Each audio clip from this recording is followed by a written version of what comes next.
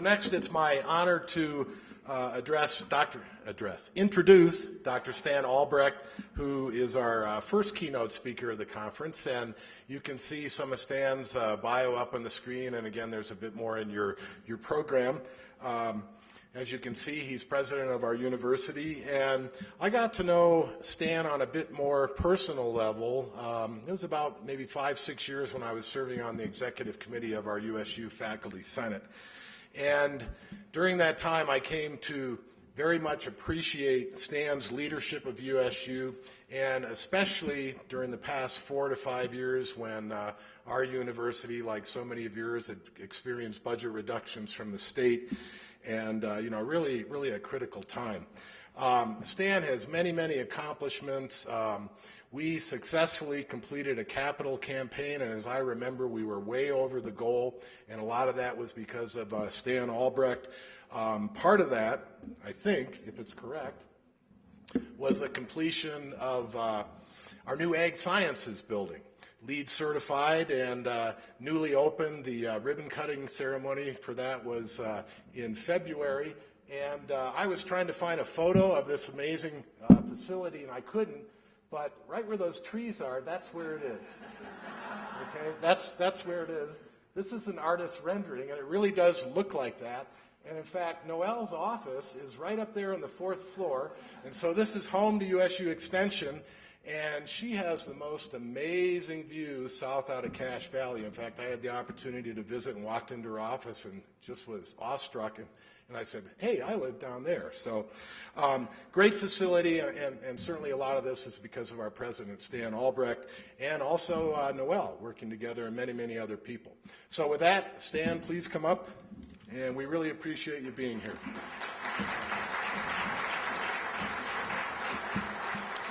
Thank you, Steve, and Noelle, thank you. Nice job as always. Great to work with Vice President Cockett. She brings a great deal to our institution, to our state. It's always a pleasure.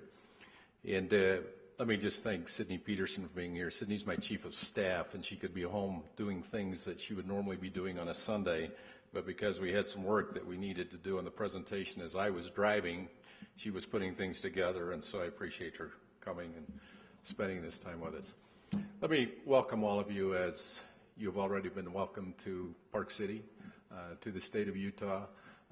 Steve has welcomed you. It was a pleasure working with him on the Faculty Senate. Did a great job for us there.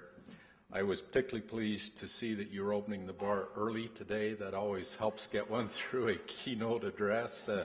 I'm thinking maybe that's a strategy you should always use before a keynote address. Open the bar early. If you ever wonder why presidents are willing to accept invitations like this, just know that on occasion in our lives this provides an opportunity to get away from the daily travails of campus and interact with colleagues, set aside at least for a moment the other things that are going on our campuses. The job, though, is an interesting one. An old friend described the university presidency as being akin to entering a javelin competition and choosing to receive. And there are days when it feels like that. The state of Utah requires that all of its presidents of its institutions undergo periodic external reviews. Those reviews include interviews with a broad set of constituents to assess how the president is doing. In my most recent, one of our faculty members responded as follows: if he is still president a year from now, I will either leave the state or kill myself. We put him down as undecided.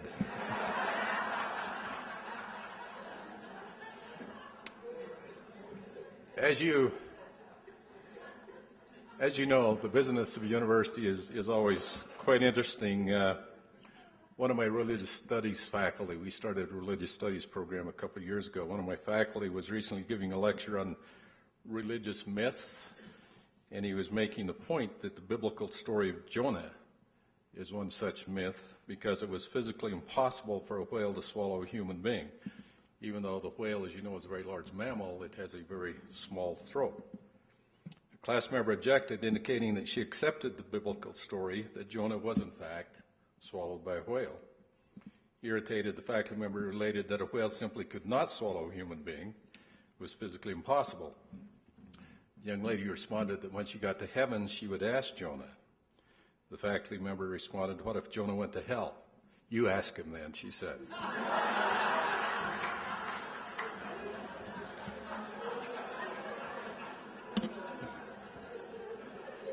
Anyway, we are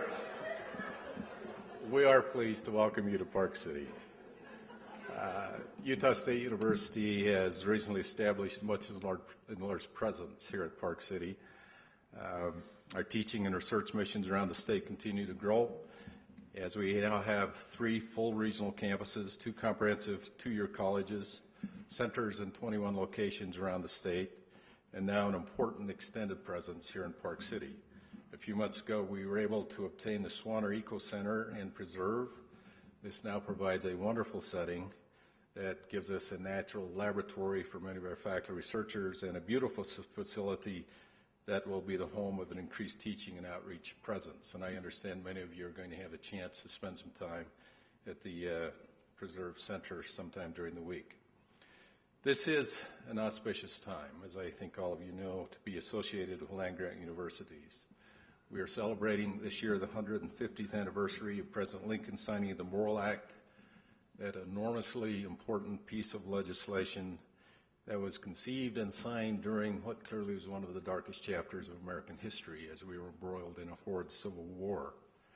The Morrill Act's emphasis on access and opportunity remains an important part of who we are and what we do. And at Utah State University, we continue to affirm that the values embodied in the Act are an essential part of our history, our present, and our future.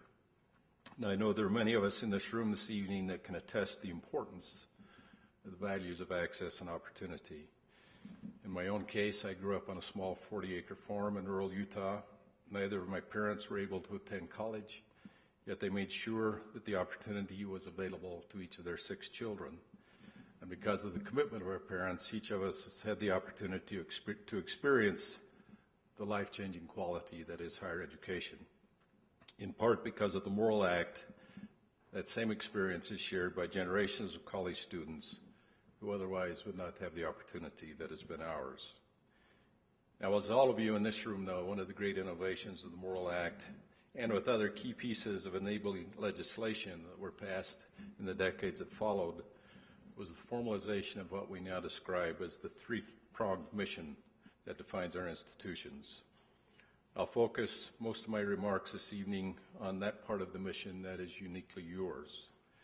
But I would like to first establish some context by discussing how each of the 3 legs of the land-grant stool have changed in recent years. The theme of your conference appropriately suggests that current global economic challenges have forced all of us to innovate and to adapt to changing environments. And we must make those adaptations more quickly and in a context where our budgets have been and are being reduced, and where those who fund us are increasingly demanding that there be both greater accountability and more clearly defined returns on the investments that they're making in us. So let me begin by describing for you briefly some of the ways that my university is capitalizing on our assets and making what we feel are the necessary transitions in the broader context of the vision that is the Morrill Act. Recognizing that those of you here are significantly engaged on all 3 areas of the land-grant mission, I want to touch briefly on changes that are occurring, first of all, in teaching and research before turning attention to your primary focus, extension and outreach. As you all know, the first charge that was embodied in the 1862 Morrill Act was to provide learning opportunities for the children of America's agricultural and industrial classes. In recent years, this part of our mission has been undergoing dramatic change. This despite the fact that the majority of our students still receive their instruction in a fairly typical university classroom, with the faculty member using fairly traditional teaching methods. Yet, as all of you know, a major revolution is underway, and this promises only to accelerate in the next few years. Much of the change we're experiencing is being driven by what Clayton Christensen refers to as disruptive technologies. The universities that survive and prosper, according to Christensen, will be those that build on important historical strengths while at the same time responding to new technologies.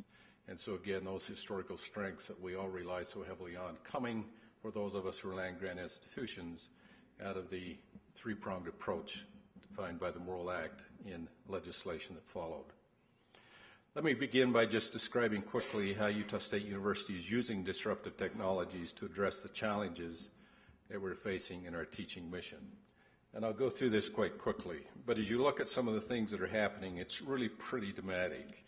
I'm going to just focus a little bit on online course education and on interactive video conferencing in terms of our innovation in teaching.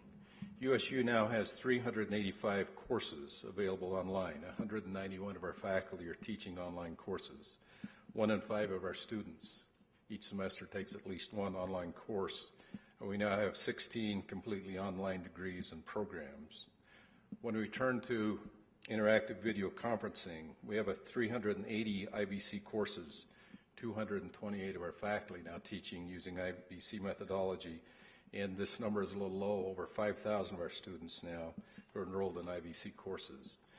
And as we look at the impact of that on students around our state, I'm just going to give you 3 quick examples. The first is Christine Tolbert, who is mayor of a small town in rural Utah, town of Hinckley, Utah, mother of 7 children.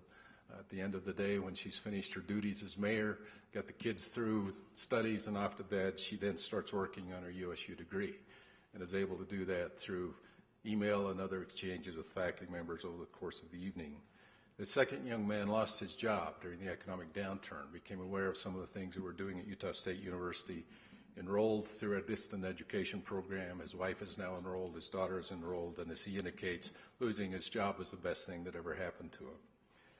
Heather Richens is a Chief Master Sergeant in the United States Air Force, was stationed in Iraq, and while in Iraq was able to keep up her studies and actually completed her Utah State University degree while stationed in Iraq and recently graduated. All of these, again, I think indicating some of the exciting things that we're using to really reach out to the people across our states and providing teaching opportunities to them. Now let me turn quickly to the research side of our operation. While the initial focus of the land-grant model was on instruction, important changes were formalized in 1887 when the agricultural experiment stations were established. The legislation creating the AES made it increasingly possible for new research discoveries to become critical forces in the economic growth of our country and in our success in a broader global marketplace. Many of the most competitive innovations arose as a result of the basic and applied research of individual researchers and research teams at America's land-grant universities. Without these contributions, as noted by a recent statement prepared by APLU, life today for all of us would be less productive, far less rewarding, far more mysterious, and dramatically shorter. That APLU statement goes on to note, and I quote, that through the years, few sectors of American society have been as important to the strength of our nation as has public higher education. As the country's needs have changed, universities have readily adapted, preparing generations of students and researchers, as well as making discoveries that enabled agricultural modernization, assembly line manufacturing, war mobilization, life-saving health care, and pharmaceutical advances, development of the transistor and the microchip, space exploration, discovery of advanced materials, new methods of energy exploration, biofuels, solar energy, genetics, genomics, and countless other time and life-saving developments. But again, driven by both opportunity and necessity, we're experiencing what I believe is one of the most dramatic transitions in recent memory, one that clearly parallels the disruptive technologies that are affecting our teaching mission. I refer specifically to the increasingly important effort at many of our institutions to develop more and more effective ways to commercialize the research innovations and intellectual property being developed by our faculty. There are several reasons this is happening. Let me mention just 3. First of all, the need to offset cuts to our research programs that are occurring at both the state and federal levels. Quite frankly, it has become essential for all of us to develop and find new revenue streams if we are to survive. Commercializing the research discoveries of our faculty is not new, but is increasingly seen as a necessity if we're to remain competitive. Secondly, closely aligned is the need to find ways to enhance our partnerships with the private sector. This comes in several forms, including joint research endeavors, sharing equity positions in the new spin-off companies that are being created, and increasing the overall private investment in our research enterprise. Many of our institutions, including my own, are turning to these partnerships in a way that allows them to offset some of the loss of federal research dollars with investments that are now coming from the private sector and from private businesses. However, I think we're all recognizing that the expectations of these private partners are sometimes quite different than was the case for our public partners, creating interesting new challenges for us. And then finally, of course, there's the need to become even more significant players in growing our state and local economies. And I'll come back to this in a few minutes.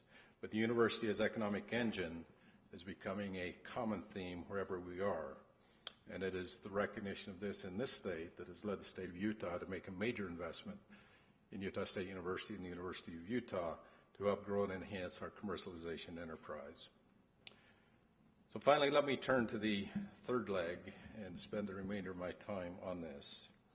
Extension and outreach constitute that third leg and reflect the primary assignments of many of you in the room this evening. Added to the land-grant mission in 1917, the intent was to facilitate the role of extending the research discoveries and innovations from our campuses to our citizens and communities of our state to enhance both productivity and quality of life. In this sense, extension became the bridge between the teaching and research missions of our institutions and the citizens of our states. Those of you with extension assignments deliver research-based information to those you serve, and in doing so, you function effectively as educators. You're often the first to identify areas where new research is needed, and as a result, are able to develop partnerships that will lead to the kinds of programs and discoveries that will address those needs. The bridging is essential to our success. I had enough experience milking cows as a boy to know if you eliminated one of the legs of a three-legged stool, you usually ended up on your backside in the manure. Land-grant institutions have been doing community development in one form or another since the extension mission was formalized, and the fact that we do so is truly one of our competitive advantages. It allows us to have a presence and a face, and I remind my folks all the time when I'm talking with Extension that you are truly our face around the state. This presence means that we have champions and supporters, and in the state of Utah, we go into a legislative session as a result of the folks who are working as you do, are able to put together coalitions to create the successes when we have initiatives in front of our legislators. We could spend a good deal of time this evening talking about the historical success of your community development efforts. However, let me note that just as is the case with the other two primary missions of our institutions, the accomplishments of our extension faculty and staff help define the true genius that is the land-grant model that we celebrate this anniversary year. And yet, just as we have observed the need for course adjustments in our teaching and research missions, we simply must also adapt our extension and outreach roles if we are to remain viable and competitive. The needs of the communities we serve continue to change, and we must do so as well if we are to serve them effectively. I would like to discuss with you what I believe some of those adjustments might be. I do so while acknowledging that I truly am the non-expert in the room this evening. But for the next few minutes, I'm going to venture into your territory while drawing upon a perspective that has developed through interactions with community leaders, legislators, and other public and private officials. In my role, I'm often in places where these individuals share their perceptions of what we're doing and what we're not doing in our role as community development specialists. I hope that these observations might be helpful as you continue your discussions at the conference. I'm going to talk briefly about three major areas of need that come up in my conversations with community development, with community leaders. First of all, the need to enhance human capacity through people-based rural development. One of the reasons that we've attempted to extend at my university our teaching function to regional campuses and through our distance education program is because for many of our rural residents, Job skills and levels of educational achievement have become outdated in today's world. Moreover, because many of these people are place-bound for family, or economic, or other reasons, it requires that we go to them because they can't come to us. We have not attempted to take our full curriculum to our regional campuses, nor provide it through our distant education program. Instead, we've tried to focus on those skills that more fully meet the needs of the communities and the people who live and work there. Among our most popular programs are business, education, nursing, and social work, all areas where there is greater opportunity for local employment. Our business program is being taken both by students who want to enhance their skills and marketability, but also by students seeking to expand entrepreneurial opportunities in their communities. Teachers are always needed in our rural communities, and we're finding that those who take our educational programs to our regional campuses are more likely to stay in those communities and teach in schools where they're badly needed. One of our most popular programs is an RN program that provides internships in rural hospitals. Nurses trained through this program, again, often stay in those hospitals to address critical health service needs. And recognizing this, our legislature this last year provided additional funding, allowing us to take our rural RN program, now housed at USU Eastern, to our other regional campuses. Extension can play a vital role in supporting these programs, but also through adding others that are unique to your mission. For example, as noted by Vice President Cockett, Extension community development programs in areas like manufacturing extension partnerships, farm markets, community gardens, programs in rural tourism, kitchen incubators, youth entrepreneurship, and women in business all allow you to bring your particular expertise to help address community needs. This list makes clearly evident that your work closely integrates with the role of our teaching and research faculty, as has been the intent historically. Second, helping create vibrant communities through place-based rural development. In seeking to create better jobs for their residents, many communities continue to follow approaches that have been followed in the past, namely industry recruitment and increased natural resource exploitation. Now, as you all know, while there have been some successes in these two areas, neither provides the solution to the challenges faced by so many of our communities. You are all aware of the endless attempts by communities across this country to attract new industry. Too often, to the extent that new companies have located in these communities, they've come in the form of low-skill, low-wage employment opportunities that have contributed relatively little to the desire of our rural Americans to participate in the successes of their urban counterparts. Natural resource exploitation continues to provide job and income opportunities for those areas blessed with significant natural resource bases. But for many areas, the historical pattern has been one of boom-bust cycles with only limited sustained economic stability. In one of my earlier lives, I spent a good deal of time conducting studies that address the social impacts on communities that came with rapid population growth, most typically some form of energy resource exploitation. We often documented dramatic increases in rates of certain social pathologies. We used to talk about the 3 Ds, divorce, drugs, and depression. Some of my colleagues used the term Gillette syndrome to describe what was happening since the boomtown of Gillette, Wyoming was the focus of several of our earlier studies. A few years later, several of us were invited back to Gillette to participate in a symposium that was designed to demonstrate that our conclusions about the negative impacts of rapid growth had all been wrong. We were picked up in a van and driven to the center of town, where our hosts stopped the van and then pointed out the McDonald's on one side of the street and the Kentucky Fried Chicken on the other. The presence of these two American icons clearly demonstrated that what we'd written about Gillette and similar communities had to have been wrong. Proudly, Gillette was now a full participant in the great American dream. A promising potential for the future, and certainly one of the areas where those of you in this room can play a significant role, is to identify ways to more effectively use modern technologies that reduce the relevance of distance and allow place-based rural enterprises to compete more successfully. Web-based advertising and marketing are allowing many niche rural-based business efforts to thrive. While this cannot be the solution for everyone, it certainly promises to have increased importance for those entrepreneurs who prefer a rural community base for their ventures.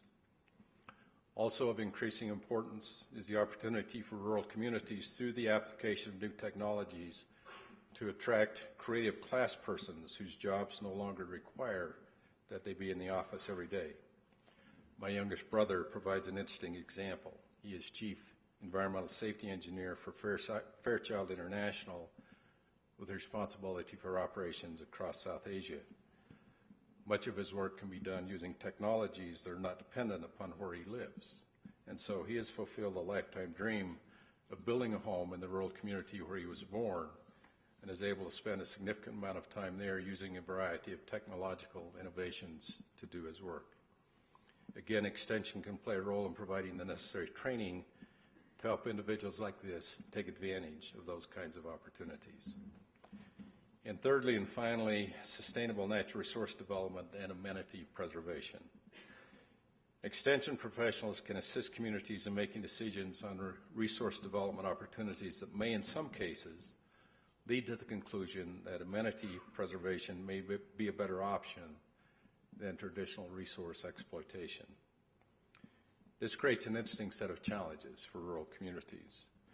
Let me make a couple of observations that are based on the long-dormant sociologist in me, and these observations will be far too simplistic, but I hope they don't rely on caricature. From my experience, there are often two very different types of individuals who migrate to rural areas. Absent the situation I've described above, where expanded job opportunities are associated with some form of natural resource exploitation. First, there are highly skilled individuals whose jobs are not place-bound, the kind of person I referred to earlier. These individuals can do much of their work using technology. Second, there are low-skilled individuals who migrate to rural communities largely because of low-cost living environments. Inexpensive housing, the opportunity to supplement family food needs through gardening and other means makes, along with the attraction of rural life, makes it appealing to them. The first type of individual has significant potential to give back to the community through leadership, serving on boards, and otherwise engaging in a variety of community development activities. However, their contribution to the community is sometimes constrained by the fact that this service is not always welcome. I have a colleague who has described the anonymous hate mail received by his parents in their rural community because they worked aggressively to try and attract grants and other funding for things like a community park, sidewalks, cemetery enhancements, and street lights. Now, what is it about those things that you wouldn't want for your community? And yet the fact that they've been readily and steadily engaged in those kinds of activities has resulted in an outpouring of anonymous hate mail. No matter how long they live in the community, these individuals are always viewed with a certain degree of mistrust. An outsider always remains an outsider. The second type of individual, on the other hand, often has little interest in giving back to the community. Too often they contribute to higher unemployment rates and drains on public resources. For the first type, amenity preservation is important. By focusing on what initially attracted them, the community can, if it will, utilize their skills and abilities to strengthen the community. I believe that those of you here today involved in community development can help develop strategies to make the relationship between these individuals and the host community more compatible and more rewarding. For the second type of individual, creating opportunities for skill enhancement will be critical. But in both cases, community development specialists can help establish programs that more fully capitalize on these different human resources. So I close by noting again that with an audience of community development and extension specialists, I know you understand the issues that I've attempted to address. But I want to conclude by underscoring yet again that when I visit the rural communities of this state, their greatest concern is one issue that I think is embodied in much of what I have said: opportunities for economic development. And the complaints I hear directed at Extension, when they occur, are usually quite specific. Many counties are concerned that in a time of very tight budgets, The county contribution to extension support must increasingly demonstrate a return on investment that is headlined once more by economic development. Here is your greatest opportunity, but also your greatest challenge. Thank you for the invitation to spend this time.